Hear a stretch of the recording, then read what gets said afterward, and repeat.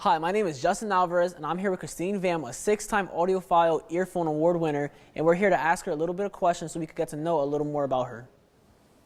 Do you have a most difficult time or ever had a difficult time reading something?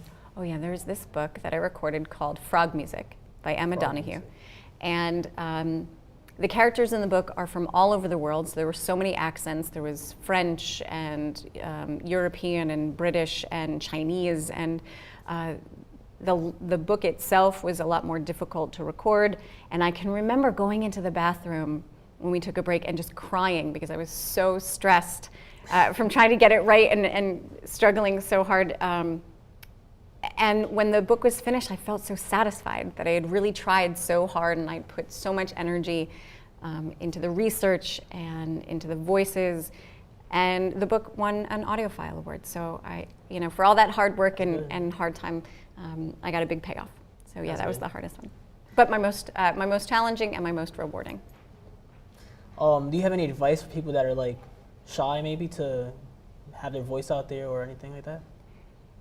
I don't know, because I think if you're really passionate about an art form, you're not going to be shy.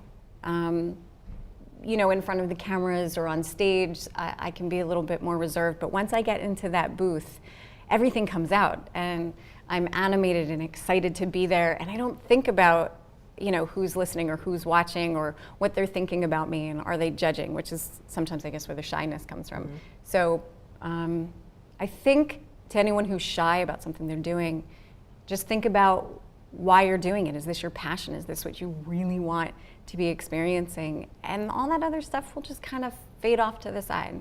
Okay. I mean, has there ever been a time that you were shy or maybe you felt judged? Right now.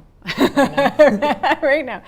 When I was young, I was auditioning for a play. I think I was 9 years old. And I was auditioning for a play, Alice in Wonderland. And I had long blonde hair at the time, and my parents dressed me up in this poofy little dress with the headband, the whole thing. I looked the part, and I got up on stage, and I froze. I couldn't talk, I couldn't sing, I couldn't do anything. And the directors, were really trying to help me, and they were so encouraging. They're like, oh, maybe just sing Happy Birthday. And wow, did I bomb so hard on that. And it scared me away from theater for a lot of years until I was back in high school. I didn't try again. Wow, that sounds terrifying. I would be shy to do something like that. Do you have a favorite voice that you've ever tried? Maybe you could show us? A favorite voice. Or favorite tone, Favorite character, favorite voice. I don't know. There's so many. I mean, Well, at lunchtime we were talking about this voice. So there's a character in a book called The Daughter of Smoke and Bone, and he's this fallen angel type, right? And his legs don't work, and he kind of slithers along the ground, and he's this old, decrepit, fallen angel. And so I really got my body into the role, and I would lean really close into the mic. And maybe if he was asking for a banana, he might say, "I'd like to have a banana, please." And so yeah, that was one of my favorite voices. Super creepy, super creepy. Do you feel judged when you do stuff like that? Do you feel like yeah, absolutely. I mean, looking at you or yeah, and you know what? And that's okay, because this is what I do. Making these voices is what I do. And if I worried about what you thought of me because I make a funny voice, or if I worry about what other people in my life are thinking about me because I make that goofy voice or I do a character, then I really wouldn't be able to be true to that performance, right? Mm-hmm. So in order to be true to the performance, true to the character, true to the author's or the writer's words, I have to give 100%, which means not caring about how you perceive me. Am I cool? Am I good at this? Am I bad at this? I just have to lay it out. I just have to put myself out there and give it, and I have to care about what I think about it. If I feel 100% about that performance, that's all that matters. Okay, that's good. Another question: when you do have to make a voice for a character, mm-hmm.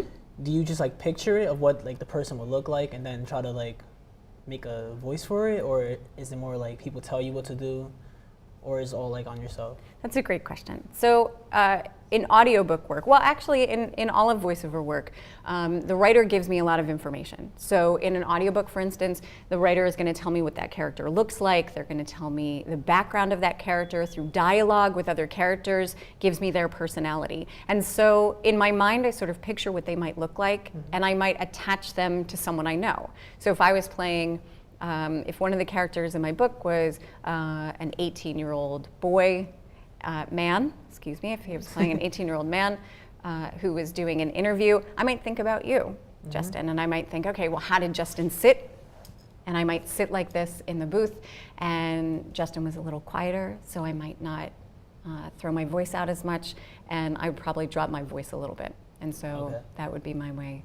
So what I do is I sort of internalize that character. I let the writer tell me what that character's about. Sometimes they'll say, hey, this character has this accent, or this character is from this part of the world, or this character has giant tusks coming from their face. And so I might think about, well, what's that going to sound like if someone's face is altered in a way, and then adjust my voice accordingly. Okay.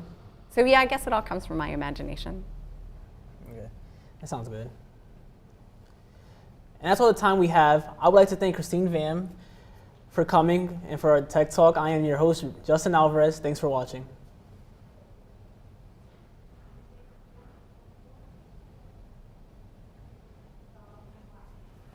You did a great job. No, you did. You did great. You did all right. I messed up. I saw Ryan host bus.